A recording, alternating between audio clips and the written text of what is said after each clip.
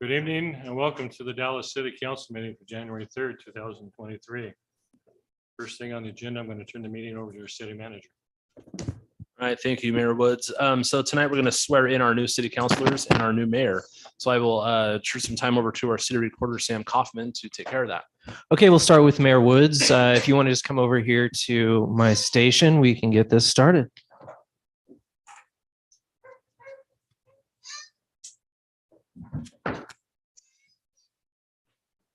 Okay, raise your right hand. Repeat after me. I, Kenneth L. Woods Jr., do solemnly swear that I will support the Constitution and laws of the United States and the state of Oregon, and the charter and ordinances of the city of Dallas, and that I will, to the best of my ability, faithfully discharge my duties as mayor. All right, congratulations. Welcome.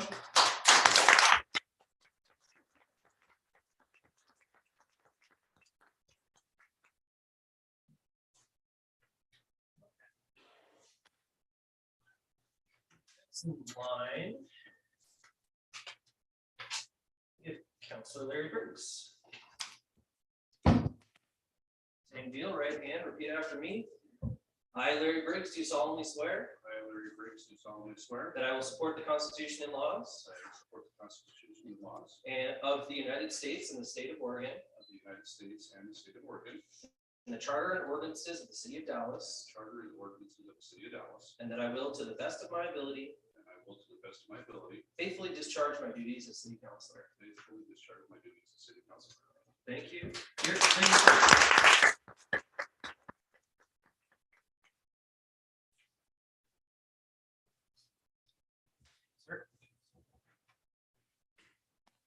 And Council Michael Schilling, sir.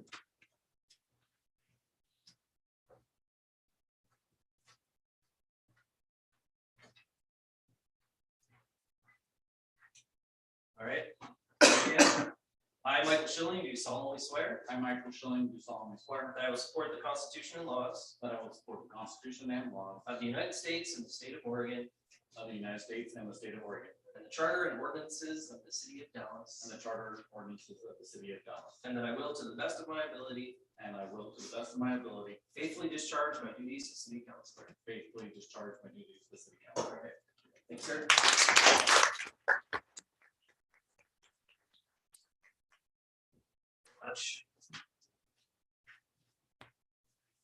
Okay, we have Micah James. Raise your right hand. I, Micah James, do solemnly swear that I will support the Constitution and laws of the United States and the state of Oregon, and the charter and ordinances of the city of Dallas, and that I will, to the best of my ability, faithfully discharge my duties as city councilor. Congratulations.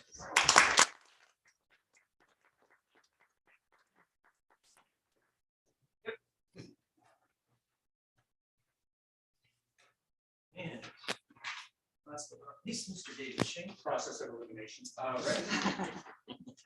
All right, sir, right hand. I, David Shane, do solemnly swear I, David Shane, do solemnly swear that I will support the Constitution and laws that I will support the Constitution and laws of the United States and the state of Oregon, of the United States and the state of Oregon, and the charter and ordinances of the city of Dallas, and the charter and ordinances of the city of Dallas, and that I will, to the best of my ability, and that I will, to the best of my ability, faithfully discharge my duties as city councilor. faithfully discharge my duties as city councilor. Thanks, sir. Thank you. Congratulations.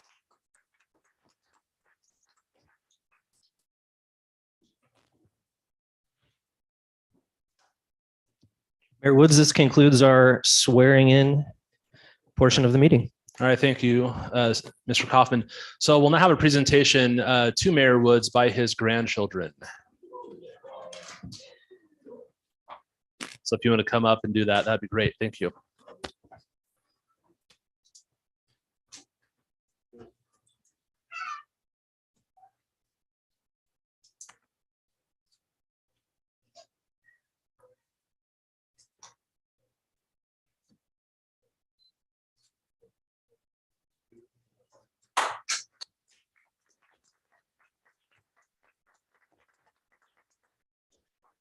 I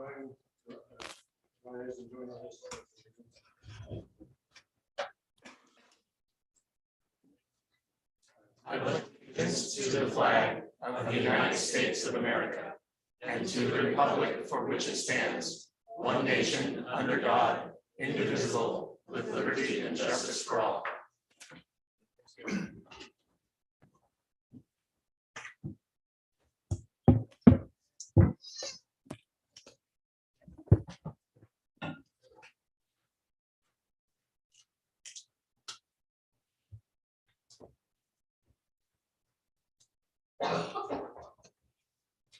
We didn't want George to participate because he'd probably break something. I want to explain the significance of this gavel. I presented it to my father when he was sworn in as mayor 49 years ago. And this gavel was made by my father-in-law, George Burchell. And on the base, there is a nickel taped to this base. And the reason that nickel is there, when my father was brought him over as to mayor, he was president of the council, and Richard Van den Bosch had passed away, the mayor. So they appointed my dad as mayor. He was council president. So then they had to choose another council president. And two names got nominated, and it came to be a 4-4 tie. Now, back then, there was a lot of business people on this panel. And so they all knew each other quite well, and they all worked together quite well. So the city attorney, Ken Shutterly, told my dad, "You're going to have to break the tie. The charter requires you." And he said, "I can't do it. I just can't do it."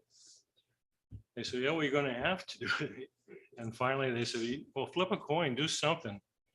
So my dad never carried any coins in his pocket. And it's probably because I probably stole them all. But they handed him a quarter. He said, "No." You've had to know my dad's sense of humor. He said, "No, I can't flip the quarter. I don't want to be known as a two-bit mayor."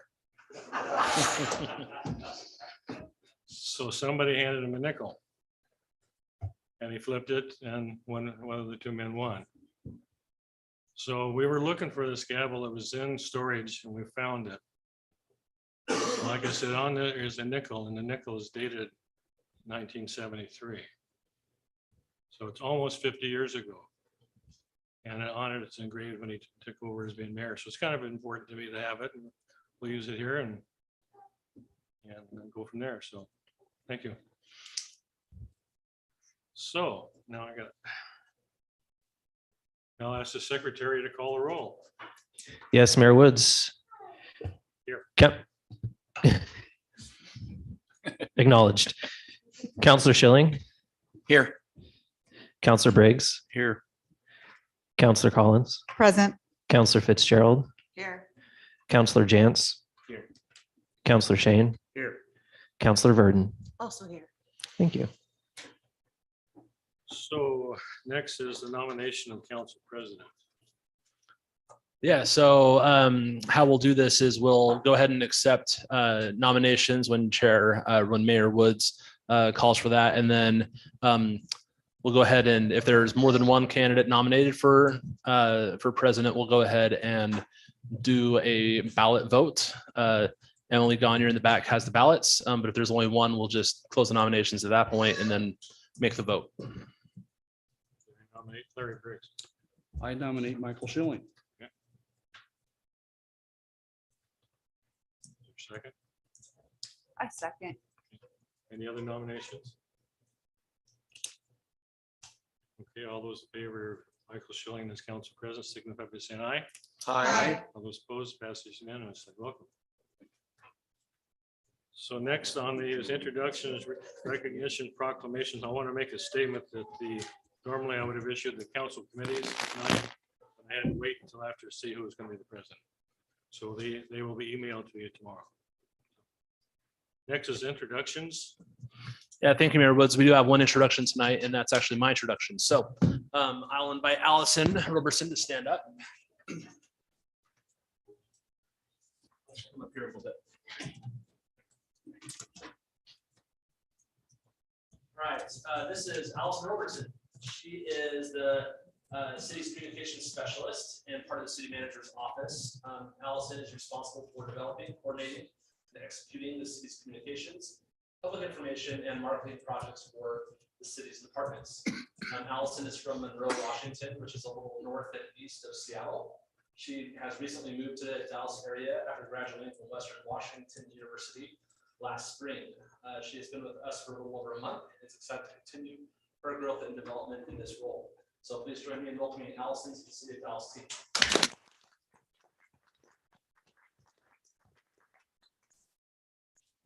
Any other recognition, Proctor? Okay. Next is any public comment, and if you want to come up and talk to us, you get 5 minutes to spend. State your name and address, and Ann, you're okay? Congratulations. My name is Ann Bird, 623 Southwest Gator Street in Dallas. I'm president of Friends of Dallas Aquatic Center. And I'm thrilled to announce that we sent out our business banner renewal letters December 1st. 34 banners of all different sizes. And over half of them have already renewed. Of course, they took advantage of doing it in 2022, which is great with us. And I'm sure the others will be coming in as they always do. So we're really happy we're going to be able to give another 5,000 to the trust fund. We just gave 5,000 before Christmas, but our balance is 16,000 something, and anytime we're 5,000 over, we give anything above 10,000 to the trust fund to use at the pool. And I know that the company has been chosen to replace the lift for people into the therapy pool. But I don't know, I haven't talked to Gretchen for Christmas, but I know that they have to redo the stand for it. It has to be buried in concrete, which is surface. But at least that's coming. And that will be paid in a major part by the Scatter Day donation, which was $10,000 exactly for that purpose. So we weren't able to get one that's in use for a portable because the tiling around the pool isn't strong enough to hold it. And so we're going this route instead. Most of the people who need a lift use a therapy pool anyway. So we're hoping that they'll be happy with this. And still have a problem with lifeguards and keeping the pool open because of staffing. How we're going to fix that. I just don't know how. I know that they're working on it continually. She had another class over winter break for lifeguards. I don't know how many attended. But the pool, the city pays for their training $150 if they stay on in the pool and work. So anyway, that's a constant challenge. But the pool is alive and well, and plenty of money to pay for the next thing it needs doing. So thank you very much. Thank you, Ann. Is there anybody else that wants to speak? Is there anybody on the No, there's not, Mayor. next item is a consent agenda, and it consists of 4 items: the approval of the December 5th workshop meetings minutes, the December 5th council meeting minutes, the canvas of the 2022 election results, and appointments to the various boards and committees and commissions. Yes, David. Move to approve. Okay, is there a second? Second. Any other discussion? All those in favor signify by saying aye. Aye. All those opposed? Carries unanimously. Since we'll scratch number 7. Reports or comments from the mayor or council members. Anybody have anything you want to say or add? Either way. Reports from city manager and staff. All right, thank you, Mayor Woods. So we have 2 items tonight. The first is an address from the state of, or an address from the Dallas Area Chamber of Commerce. They're going to give us their state of the chamber. And with us tonight is Sam Duffner, the chamber president. So welcome Sam up to the table there, and he can give us his presentation. Fair, it's not my presentation. It's so our chamber director, presented this to the business community in December. And that's the obvious for the slides, but and it's important information, so I reached out to the city manager and requested to present this information to you guys as well. So it's credit where credit's due, because better than I would have done. Except for the fact that we couldn't. We were afraid we wouldn't be able to just make it slide the slide because it was done in a different program. So this is our board of directors for the chamber. This is last year, well, yeah, as of 2022. All of these board members are continuing with us, except for Lisa Preston, who we would very much like to thank for her service. And so if you know Lisa, make sure that she knows that she's very appreciated for all the work that she has done. Our executive committee is staying the same. We also have the same ex officios, Charlie Mitchell from the city, Tyler Ferrari working with the DDA, and Bill Massey from Dallas High School. We also are in the present time doing our voting for our new board members. I have reached out to Tara in the last couple of days just to see how that voting went, but we had 6 positions available, so 6 applicants. So I'm thinking they all did pretty well. We have some very good qualified candidates there as well from a diverse range of backgrounds that will be able to strengthen our chamber pretty well. I'm excited about that, actually.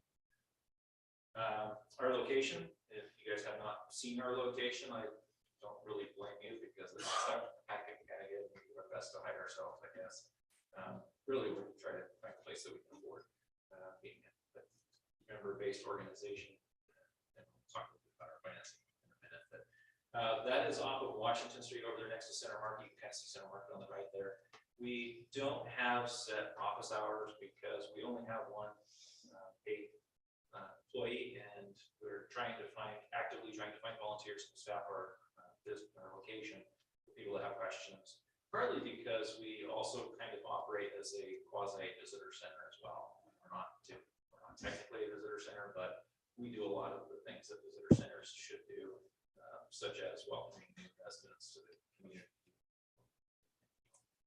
welcoming people to the community, providing information about our community for people who are reaching out, because typically most places in the country, as Tara says in her slide, every chamber is connected to a visitor center. I don't think that's necessarily true, but I have not seen one visit.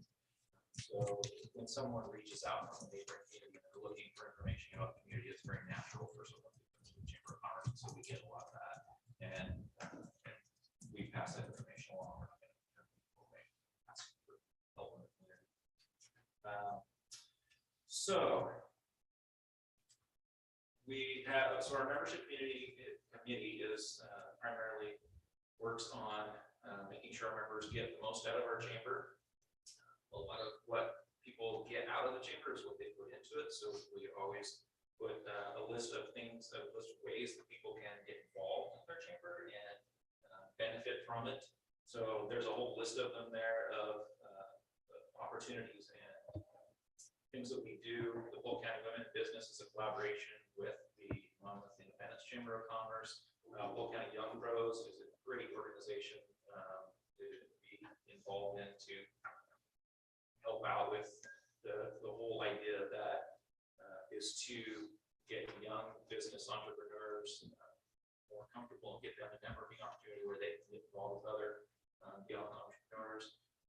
That it's actually one that isn't, most of these are free to attend and free to show up and join in on. That one kind of is, but to host that, we charge a $250 hosting fee, and that money all gets put together for a scholarship for Dallas High School students and that are interested in going into business type programs. The Small Business Showcase goes on downtown. That's a collaboration with the Downtown Association. Community Paint by Number.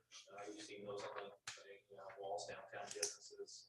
The awards banquet, I'm going to talk about the awards banquet again in a minute. Trick and Treat was what used to be, and we wanted to continue to be, a workforce development that was working with the Morrison campus kids, and they would put that on for years until COVID happened, and then they kind of got get shut out of that. So we've taken it over so it won't die, but we want to get the school system involved in that because that specific way to try to get particularly those at-risk kids to be able to step up and have leadership roles in the community.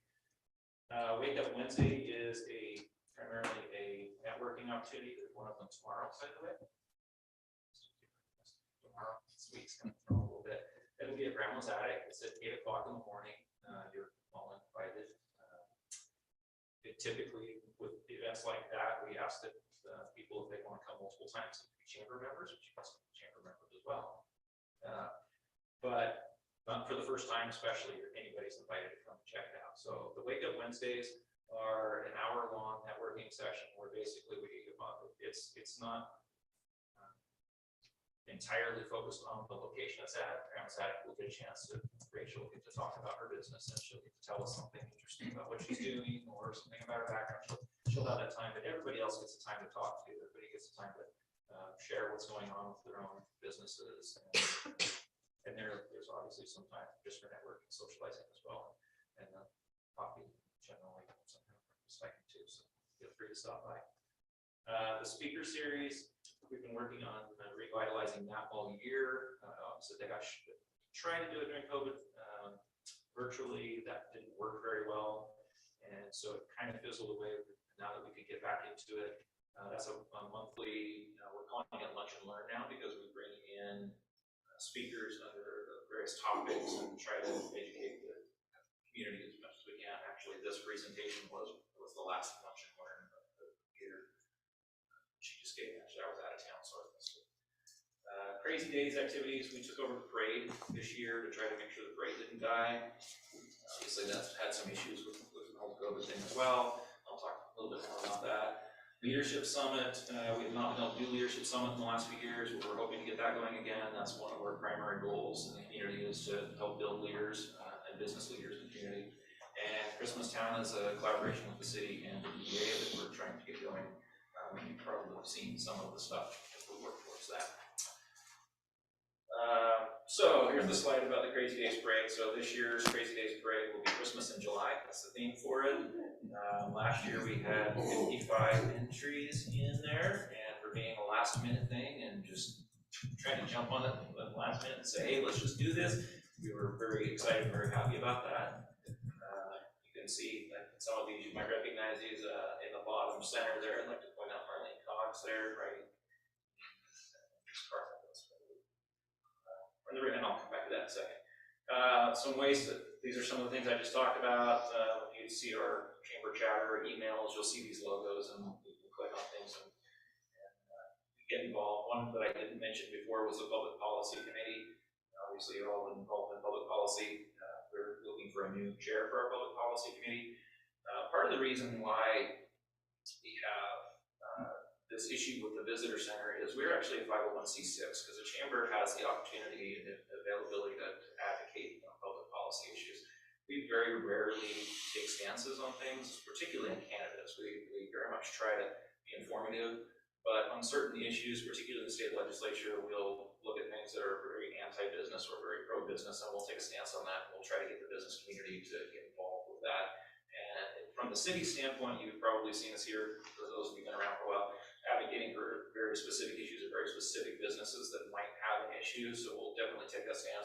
But being a 501c6 means that we can't fundraise, we can't take nonprofit dollars, or grant monies, essentially. Those are all reserved for 501c3s, which a visitor center is a 501c3. So that's why that partnership is there. So when you look at grants for things like workforce development, for things like tourism development, those are all very specifically stipulated 501c3s. Which is something we are actually working on this year.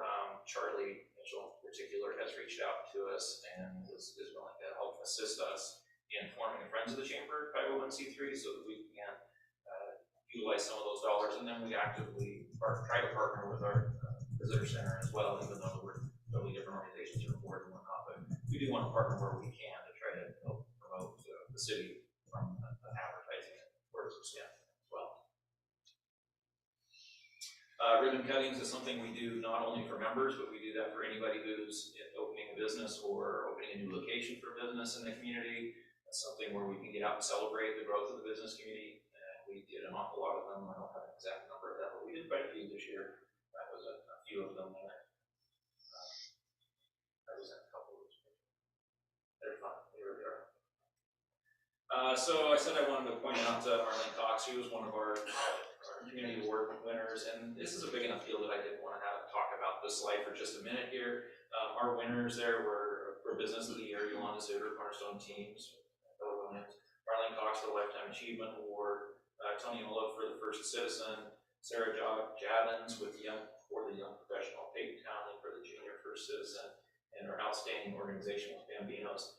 A couple of really interesting or really neat things about this particular event is the winners are nominated by community members, and that nomination period is open right now for next year's event.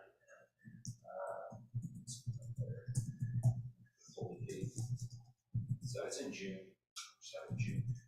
This will be happening in June, so we're nominating right now. The winners are chosen by past winners, so we'll take a list of the people who won it in the past. They get to sit down in a room together and discuss all the nominations, and they're the ones that pick the winners for next year. So it's a great way to celebrate those who are doing great things.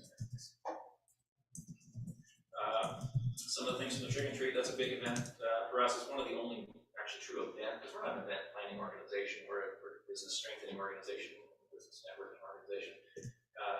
So this is more of a community event, one of the few community events we've done. It brings in several thousand people into our downtown Halloween, and it ties together an awful lot of businesses. Well, it's in the downtown, but it brings in businesses from outside the downtown as well. You can see a lot of these are in tents and trailers and whatnot, because they'll come and line the streets out here and give an opportunity for the kids to come down and hang out in the downtown. This year was pretty rainy and nasty, and so the attendance was down a little bit from previous years, but we still had several thousand people downtown. It's great, man.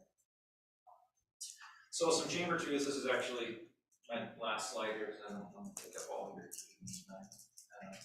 So we've had growth of 200% per year since 2020, and we plan to continue to grow. Our membership base is growing quite dramatically. We don't have set office hours because we don't have volunteers, so we're actively in need of volunteers. I've heard that before, right? We've been serving with the visitor center without funding, so we're always welcome. We're always looking for and welcoming assistance that may be available for funding to do things like welcome packets and things like that, restaurant guides. Our staff, we have the budget to have one staff 30 hours a week. We don't plan on that going out much. We're in this station. And here's where, again, Tara says this is the only model of a standalone chamber of commerce. To my knowledge, that's true. We are not, so it means we're not eligible for the majority of funds and grant assistance. We are the nonprofit that supports other nonprofits. So our director is constantly doing things to support the other nonprofits in town.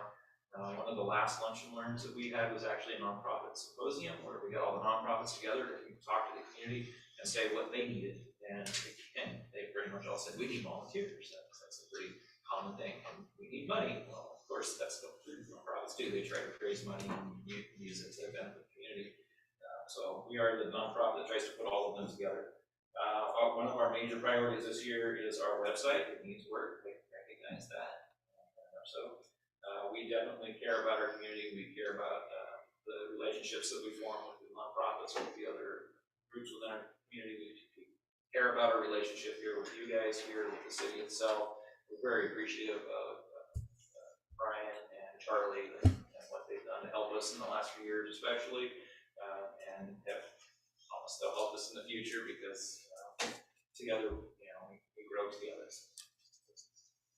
We need your support, and some of that, might be financial, but I'd love to see you all showing up at some of the events and the networking events and whatnot. And then the last slide, obviously, because she gave us a set of those holidays. So that's what I've got. Do you have any questions for me? Any questions for Sam? Yeah, for the awards banquet this year, do you happen to have the list of which categories are going to be awarded? Because I know it's not always the same from year to year. Because I don't want to misstate.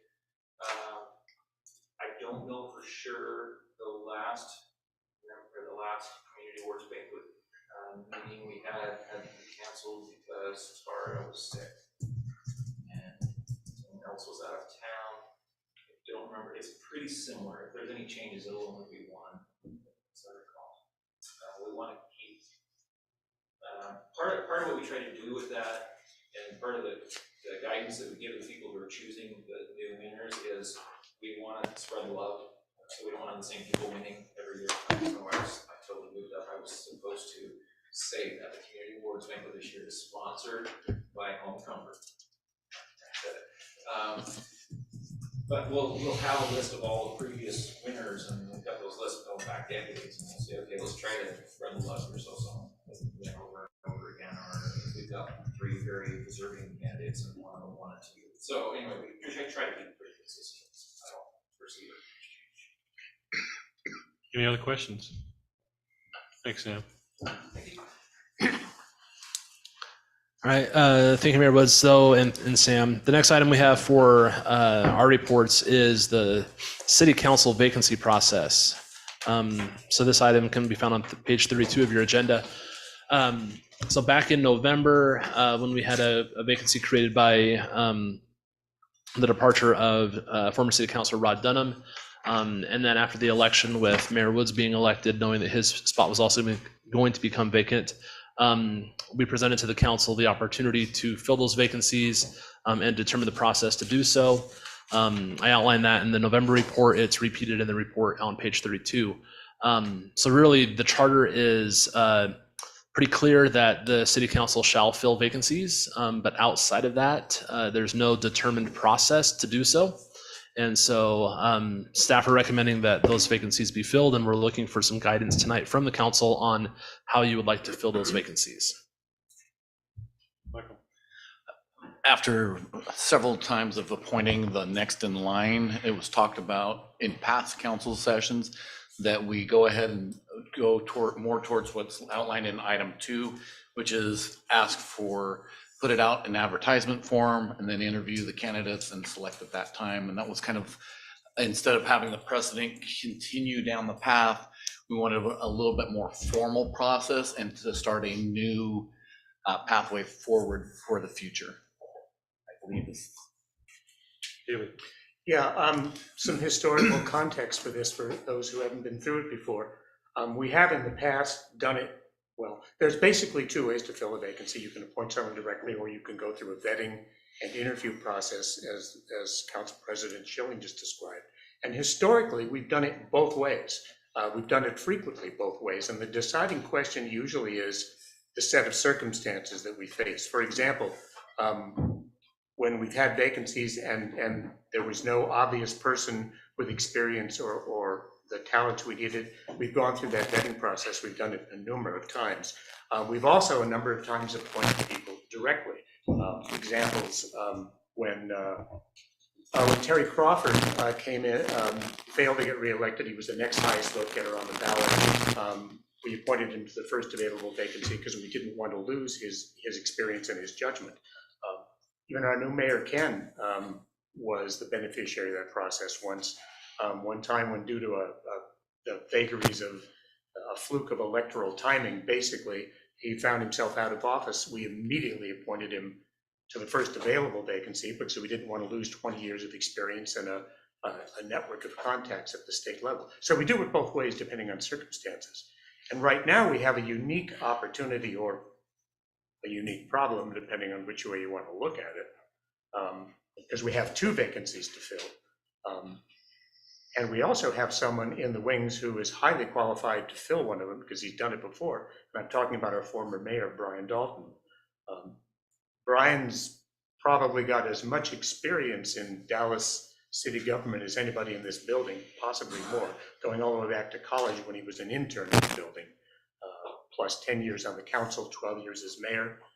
And since we're almost certainly going to have to appoint, we don't have any runners up in this election, as you all know, there were 4 positions and 4 candidates. So there's nobody out there in the wings like that as a runner up to the point. Given the challenges that we face and are going to face, I don't think we can afford to waste a resource like that. So what I'm going to suggest is that we do it both ways this time, that we appoint Brian to fill one of the open vacancies and then go through an interview process and find someone in the community who wants to step up and do the other. That's my recommendation anyway. Anybody else?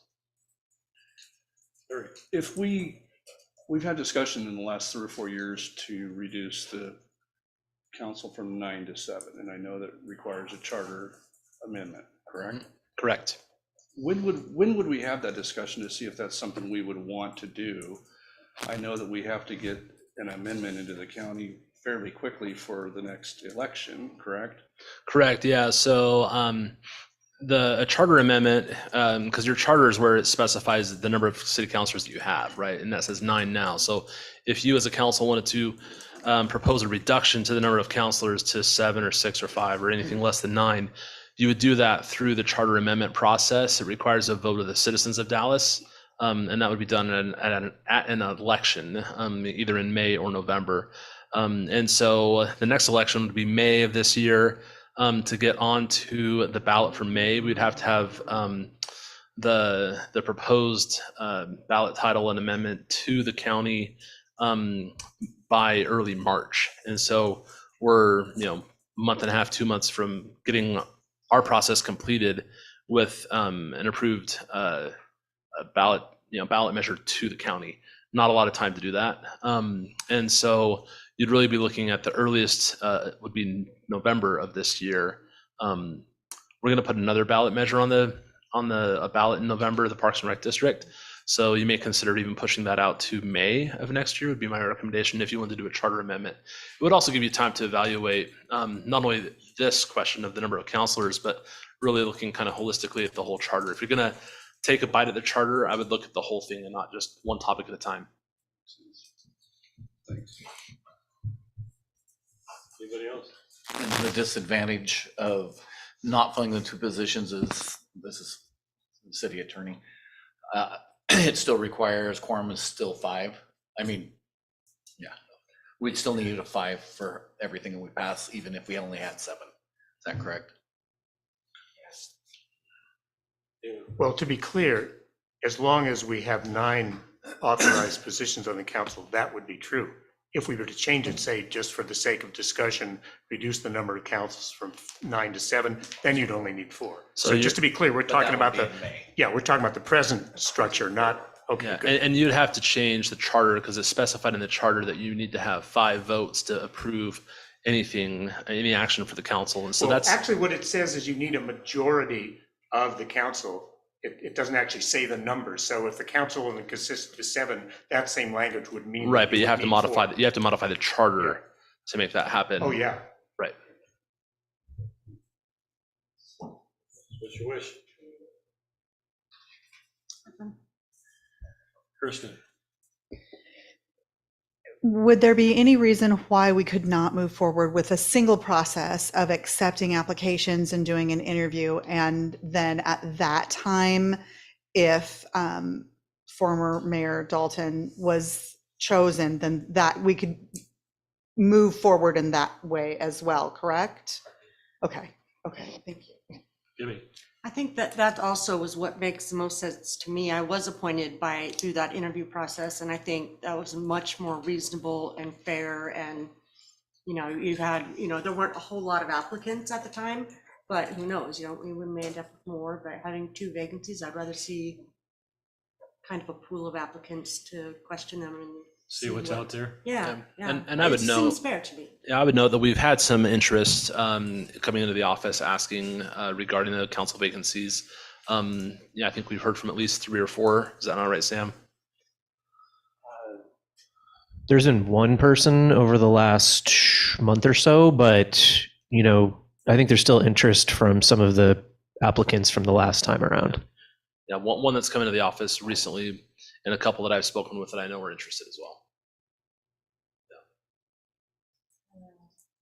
Oh yeah, I don't know, this isn't a question this time. Should we choose to go forward with this process of receiving applications, publicizing, then receiving applications, and then doing the vote? I'm wondering if there's a way for us to have time to deliberate and talk about why our decision is what our decision is, rather than simply say, I vote for Tom, I vote for Susie. Is that something that's, I said it wasn't a question, but it totally is a question. It is a question. Yes, you have, you can set up the the process however you'd like. And so if you want to, interview candidates at one meeting Mhm. and then discuss it at the next meeting in a work session and then take a vote during the business meeting of the next meeting, you can certainly do that as a And way to deliberate, would the deliberations be public or? Yeah. Okay, You could have the administrative committee do this sub-interviewing. If there's anybody to be weeded out, they could weed it out. Otherwise, everybody would be presented forward to the full council. okay, That's one option too. okay, Because some people are going to apply, they may not live in the city.